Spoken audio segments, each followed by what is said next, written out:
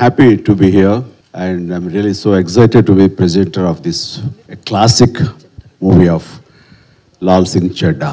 My brother, American, asked me, you should support and you should present this movie. I feel it's my honor.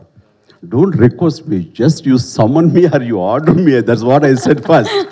Because, he's such a finest actor of our India and such a refined, I used to admire him a lot.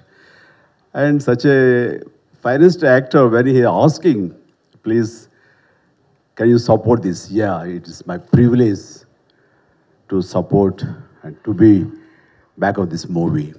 మీ అందరితో పాటు నేను cinema చూస్తుంటే మళ్ళీ అదే గర్వం కలిగింది, అదే సంతోషం కలిగింది. అండ్ రియలీ కంటెంట్ బాగుంటే సినిమాలు ఖచ్చితంగా ఆడతాయి, ఖచ్చితంగా తెలుగు ప్రేక్షకులు రిసీవ్ చేసుకుంటారన్న నమ్మకం నాకు ఉంది. అది ఈ రోజున నెరవేరింది. ఈ లాల్ సింగ్ చెడ్డా ఎంత హెల్దీ ఫిలిం ఉంది. అది 14 ఏళ్ల కళ అమీర్ ఖాన్ గారికి.